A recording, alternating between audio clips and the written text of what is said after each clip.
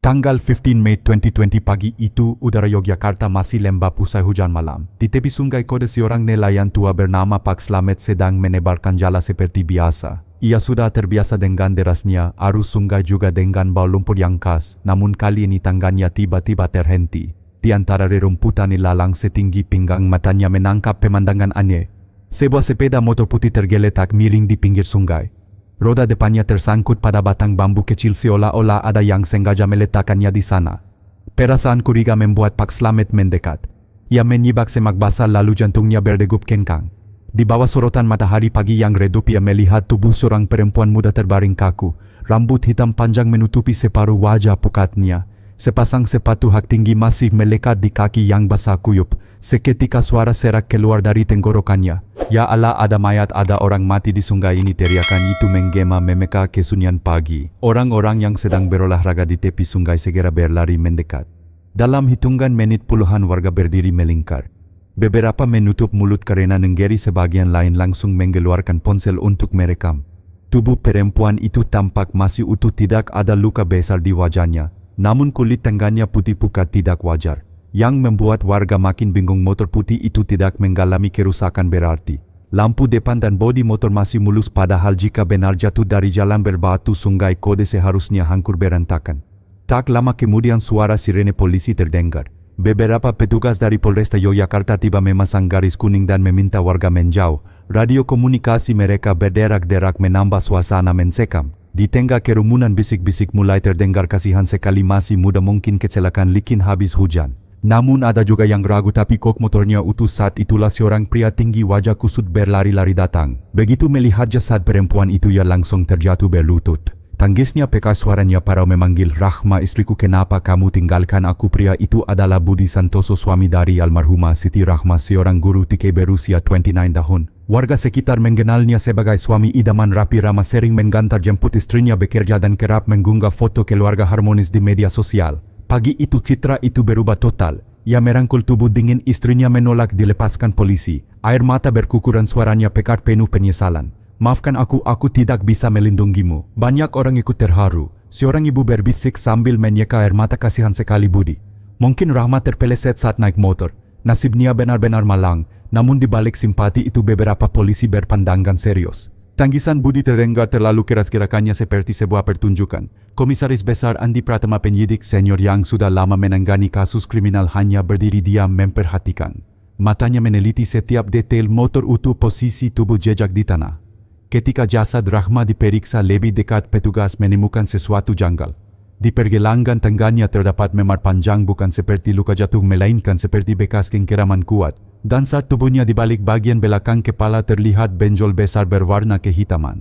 Komisaris Andi bergumam lirih, "Ini bukan kecelakaan. Dia dipukul benda keras lalu ditenggelamkan."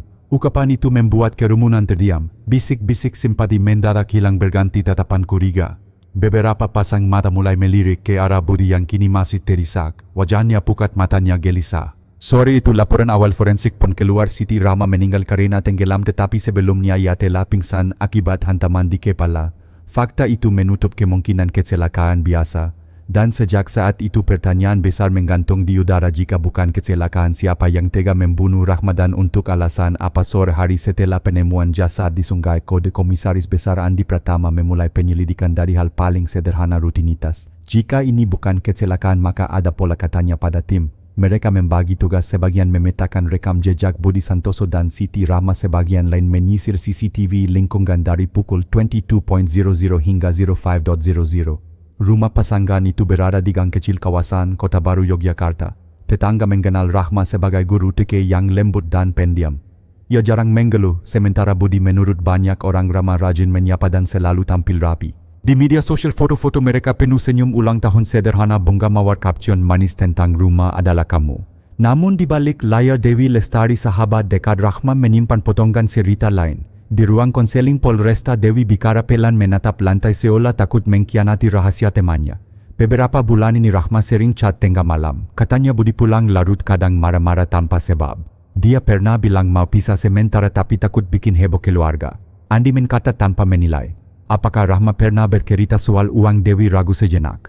Iya, Rahma bilang tabungan menipis karena Budi coba usaha online tapi sering gagal. Dia juga menyebut ada orang menagih di telepon suaranya kasar. Rahma minta aku jangan cerita ke ibunya. Di meja lain tim keuangan mengumpulkan data transaksi. Rekening Rahma menunjukkan penarikan tunai berulang nominal tidak besar tapi konsisten 2 juta, 3 juta, 5 juta lalu turun lagi seperti orang menutup lubang demi lubang. Jejak digital Budi memperlihatkan kunjungan ke situs judi bola dan komunitas pinjaman sepat. Menjelang malam laporan awal forensik tertulis rapi di map sebelum tenggelam korban mengalami benturan tumpul di bagian kepala memicu pingsan. Tidak ada tanda pertahanan signifikan mungkin diserang di ruang yang dikenalnya atau oleh orang yang ia perkayai. Andi berdiri di depan papan tulis menggambar 3 panah motif metode momen. Motif uang relasi asmara dendam metode pukulan tumpul lalu ditenggelamkan rekayasa kecelakaan dengan sepeda motor. Momen dini hari saat lingkungan sepi selepas hujan. Uang selalu meninggalkan jejak ia bergumam. Benar saja di tumpukan dokumen asuransi tim menemukan polis atas nama Siti Rahma yang baru terbit sekitar 6 bulan lalu. Nilainya membuat semua orang saling pandang 2 miliar rupiah dengan penerima manfaat Budi Santoso. Andi menahan napas sebentar. Siapa yang mengusulkan polis ini? Petugas menjawab agen asuransi mengkonfirmasi Budi yang mendorong. Katanya agar keluarga aman kalau terjadi apa-apa. Di ruang interogasi pendahuluan Budi masih berpegang pada cerita awal Rahma sering jogging di tepi sungai mungkin terpeleset. Namun CCTV kompleks menunjukkan siluet seorang pria mendorong motor putih keluar pagar rumah sekitar pukul 04.30. Wajah tidak jelas tapi postur dan langkah mengarah pada seseorang setinggi Budi. Motor siapa? Tanya Andi datar. Motor Rahma, jawab Budi. Tapi subuh itu saya tidur. Kalau begitu siapa yang mendorong motor Rahma keluar rumah? Budi terdiam. Mungkin pencuri. Andi tidak memaksa. Ia tahu kebohongan tumbuh di ruang kosong, makin dijejal makin nampak celahnya. Ia memilih kembali ke lapangan. Di rumah korban, tim olah TKP menemukan ketidakwajaran halus. Lantai dapur tampak terlalu bersih, keset diganti baru, ada batu pahat kecil di lasi perkakas tetapi palunya hilang. Seorang teknisi berbisik, Pak, kalau diusap cairan indikasi mungkin ada residu. Andi mengangguk, jangan buru-buru. Kita ikuti prosedur. Di sisi lain rekam percakapan ponsel Rahma memperlihatkan ritme kecemasan pesan pendek ke Dewi kayaknya aku harus pulang ke ibu sebentar. Lalu sehari setelahnya Budi janji berubah. Lalu hening. 2 minggu kemudian Rahma mencari di internet cara mengakhiri hubungan berakun hak istri saat pisah sementara. Malam itu Andi berdiri sendiri di tepian sungai Kode.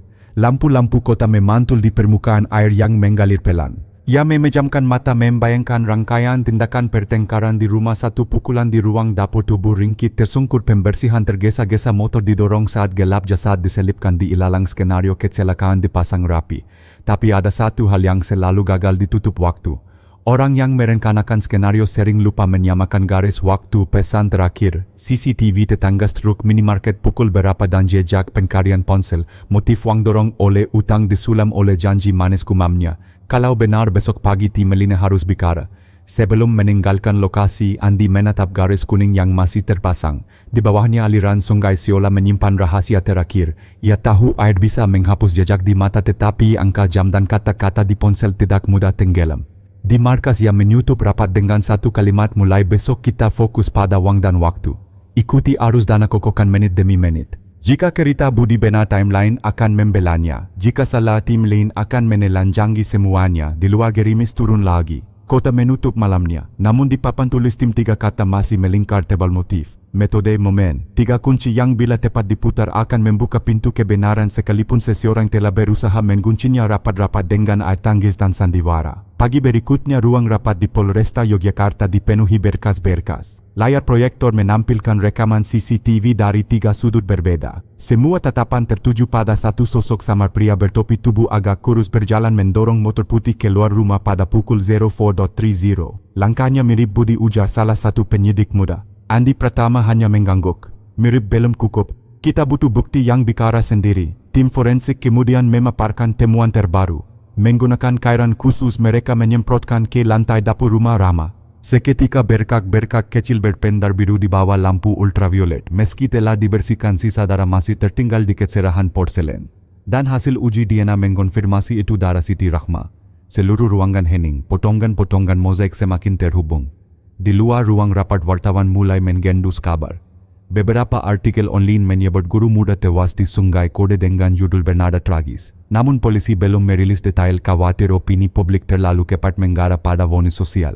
Sementara itu Budi Santoso dipanggil kembali untuk pemeriksaan. Kali ini wajahnya tampak lebih letih tapi ia masih bersikeras saya tidak tahu apa-apa. Rahma sering ke sungai sendiri. Kalau ada darah di dapur mungkin luka kecil waktu masak. Andi menatapnya lama. Kalau benar begitu kenapa palu dari kotak perkakas hilang, kenapa lantai dapur dibersihkan berlebihan, kenapa CCTV merekam orang dengan tinggi dan postur mirip kamu mendorong motor istrimu. Budi gelisah keringat membasahi pelipisnya. Ia mencoba tersenyum kaku, itu hanya kebetulan. Saya tidak mungkin saya mencintai istri saya. Namun bukti lain muncul. Dari catatan telepon malam sebelum kematian Rahma, Budi menerima 5 panggilan dari nomor tak dikenal. Semua berdurasi singkat namun isi pesan teks setelahnya jelas, bayar utangmu atau keluargamu yang menanggung. Andi menyodorkan ketekan pesan itu di depan Budi. Kamu menunggak berapa? Budi terdiam. Tangan menggenggam erat, kursi matanya menunduk. Dalam laporan keuangan jumlah utang mencapai ratusan juta rupiah. Beberapa kali Budi meminjam lewat aplikasi daring lalu menutup dengan pinjaman lain. Siklus tak berujung itu akhirnya menjeratnya dalam ketakutan. Andi menuliskan di papan uang hutang asuransi Rahma 4 kata yang membentuk lingkaran. Motif semakin jelas katanya. Sementara tim masih menyiapkan konfrontasi resmi, Andi memilih berbicara dengan keluarga Rahma.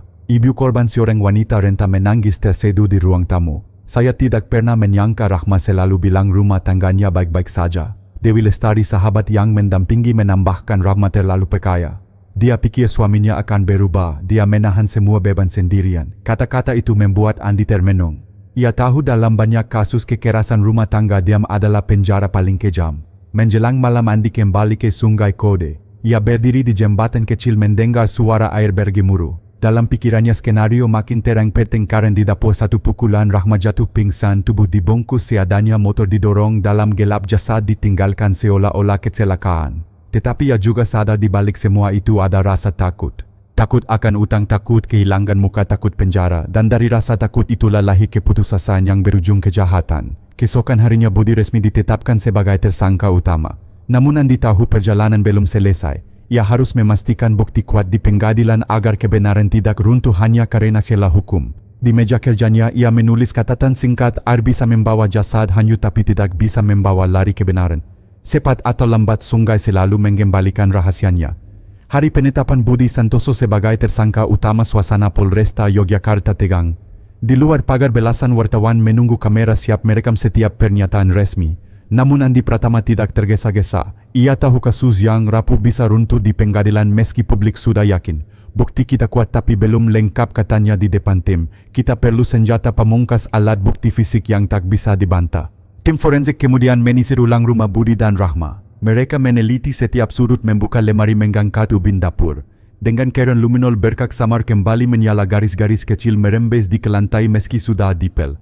Di belakang rumah dekat kandang ayam, seorang teknisi berteriak, "Pak, kami menemukan sesuatu." Dari tanah basah mereka mengangkat sebuah palu besi berkarat.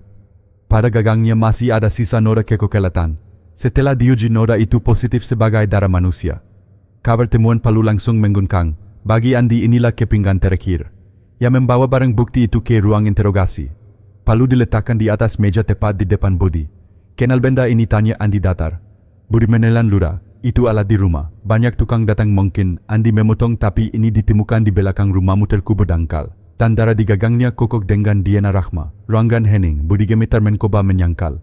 Saya tidak bermaksud." Andi mendekat menatap tajam. "Tangisanmu di tepi Sungai Kode sudah membuat banyak orang perkaya. Tapi tangisan tidak bisa menghapus fakta. Rahma tidak jatuh sendiri. Dia dipukul lalu ditenggelamkan." Pertanyaannya hanya satu, kenapa air mata Budi mengalir kali ini tanpa teriakan. Suaranya pelan terputus-putus. "Saya terjebak. Utang menumpuk, mereka menggancam keluarga saya. Saya hanya ingin jalan keluar." Andi menutup map perlahan. Jalan keluar bukan berarti mengorbankan nyawa istri sendiri. Di luar ruangan berita penetapan tersangka sudah menyebar. Media menyorot Budi sebagai suami ideal yang berubah jadi pembunuh demi asuransi. Warga Yogyakarta terbelah, ada yang masih tak percaya, ada yang marah, ada yang sekadar geleng kepala. Sementara itu keluarga Rahma hancur. Ibunya tak henti menangis menolak makan. "Anak saya terlalu baik, terlalu perkaya." Dewi Lestari berusaha menguatkan meski dirinya sendiri terisak. Andi memimpin rapat akhir. Ia menuliskan di papan utang asuransi keputusasaan 3 kata yang mengunci motivasi Budi. "Di pengadilan kita tak hanya membuktikan karya membunuh tapi juga kenapa ia tega." Dokumen terakhir disusun kronologi utang catatan pinjaman online riwayat pencarian internet tentang cara membuat kecelakaan terlihat alami polis asuransi senilai 2 miliar rupiah. Semua membentuk jaring tak terbantahkan.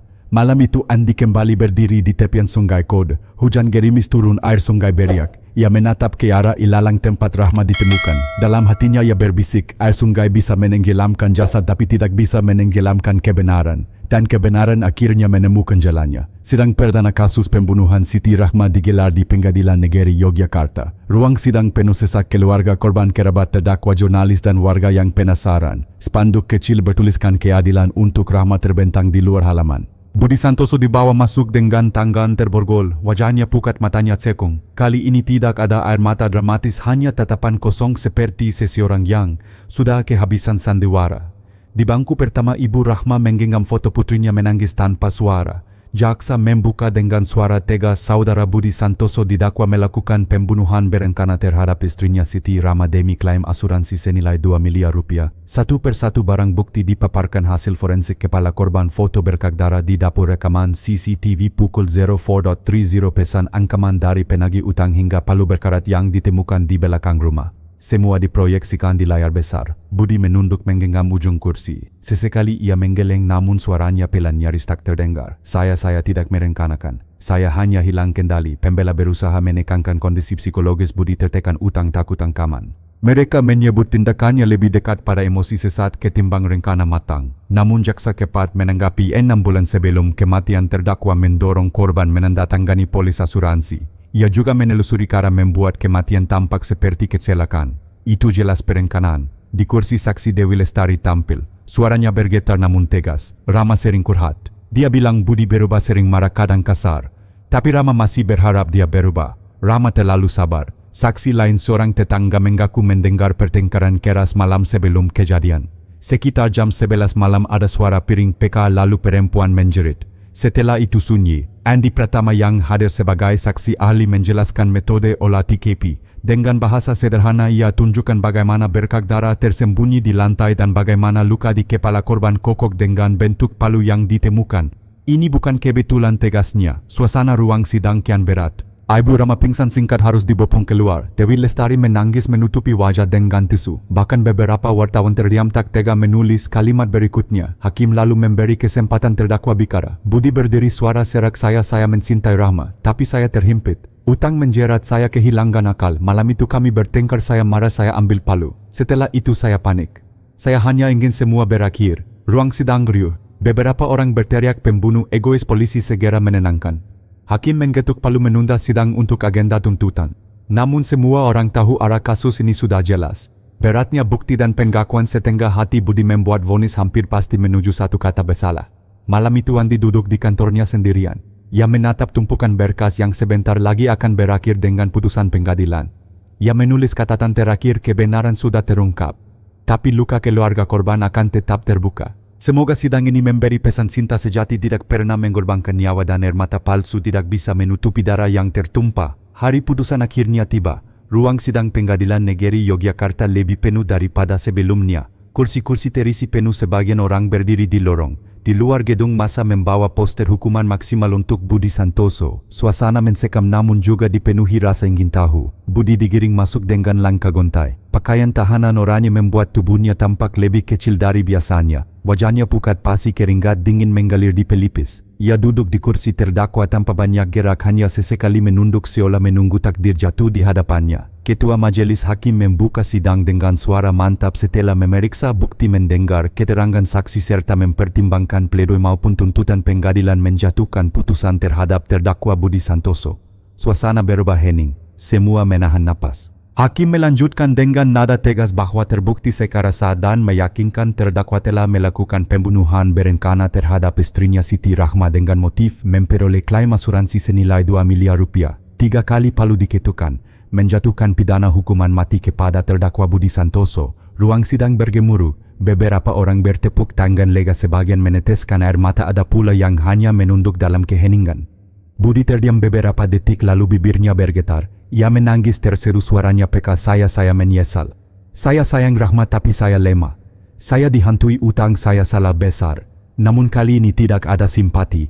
Semua pandangan tertuju padanya dengan rasa kecewa dan marah. Di bangku pengunjung, Ibu Rahma pingsan harus digotong keluar ruangan. Dewi Lestari memeluk foto sahabatnya, erat-erat air mata jatuh deras. Rahma, akhirnya kau mendapat keadilan, ukapnya di sela tangis. Jaksa menutup map dengan wajah puas. Keadilan akhirnya ditegakkan, katanya singkat. Sementara itu kuasa hukum Budi hanya terdiam. Tidak ada argumen tersisa untuk membela. Di sudut ruangan, Komisaris Besar Andi Pratama menghela napas panjang. Ia paham vonis berat ini tidak akan menghapus luka hati keluarga korban. Tetapi setidaknya putusan ini membawa pesan penting, kejahatan yang dibungkus air mata tetap akan terbongkar. Malam itu berita menyebar ke seluruh pelosok Indonesia. Judul-judul besar terpampang di portal daring. Suami ideal berubah jadi algojo, vonis mati untuk Budi Santoso demi 2 miliar, Rahma harus tewas, keadilan akhirnya turun. Warga berdiskusi di warung kopi, di media sosial, di pasar tradisional. Banyak yang terhenyak menyadari bahwa seseorang yang tampak penuh kasih bisa saja menyimpan niat kejam di balik senyumnya.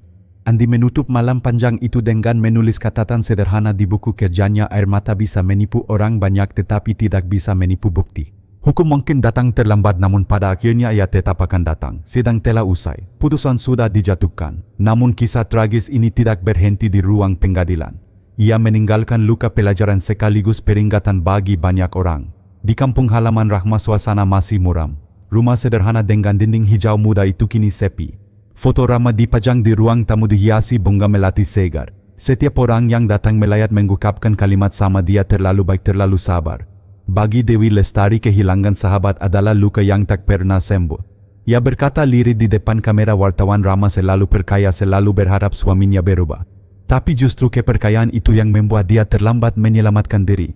Kata-kata itu bergema seperti alarm. Banyak perempuan yang menonton berita mulai bertanya dalam hati, apakah aku juga diam ketika seharusnya bicara? Apakah aku bertahan demi cinta yang sudah melukai? Komisaris Besar Andi Pratama menutup berkas terakhir dengan hati berat. Ia menulis catatan reflektif, setiap kasus bukan sekadar tentang hukum tetapi tentang manusia yang terjebak dalam hubungan berakun. Air mata bisa menipu kerumunan tapi tidak bisa menghapus luka yang nyata. Pelajaran dari kasus ini jelas, kekerasan dalam rumah tangga tidak boleh diabaikan. Satu tamparan bisa jadi awal tragedi. Utang dan keputusasaan bukan alasan untuk merampas nyawa. Hidup seberat apapun, pintu solusi selalu ada selain kekerasan. Cinta sejati tidak menyakiti. Jika hubungan berubah menjadi penjara, maka keberanian untuk keluar adalah bentuk cinta terhadap diri sendiri. Masyarakat Yogyakarta dan bahkan seluruh Indonesia terhenyak oleh kenyataan di balik senyum dan unggahan mesra di media sosial bisa saja tersembunyi jurang gelap penuh kebohongan. Malam itu sebuah acara talk show televisi membahas kasus Rahma. Seorang psikolog berkata kita harus belajar bahwa diam bukan emas ketika menyangkut kekerasan. Diam justru memberi ruang bagi pelaku. Berbicaralah, minta tolong, jangan menunggu hingga terlambat. Di media sosial tagar #keadilan untuk Rahma sempat menjadi tren. Banyak orang menulis semoga cerita ini jadi pengingat untuk berani melawan, bukan bertahan dalam penderitaan. Bagi Andi tugasnya mungkin sudah selesai. Tapi sebagai manusia ia tahu pesan dari Sungai Kode akan terus menggalir bahwa kebenaran bisa ditenggelamkan sementara namun tidak bisa dikubur selamanya. Dan bagi penonton yang menyaksikan kisah ini ada pesan sederhana, jangan biarkan cinta buta membuatmu kehilangan hidup. Percayalah, cinta sejati tidak pernah menuntut darah dan air mata. Kisah tragis Siti Rahma mengingatkan kita bahwa cinta sejati tidak pernah menyakiti. Jika sebuah hubungan berubah menjadi penjara penuh kekerasan dan kebohongan, keberanian untuk keluar bukanlah tanda lemah melainkan bentuk kasih sayang kepada diri sendiri. Diam hanya akan memberi ruang bagi pelaku. Karena itu jangan ragu untuk bersuara, meminta pertolongan dan melindungi hidupmu. Jika menurutmu cerita ini menyentuh hati dan memberi pelajaran, dukung channel ini dengan cara subscribe, like dan share. Supaya semakin banyak orang yang sadar bahwa kekerasan bukanlah cinta dan kita semua berhak atas kehidupan yang aman dan bahagia.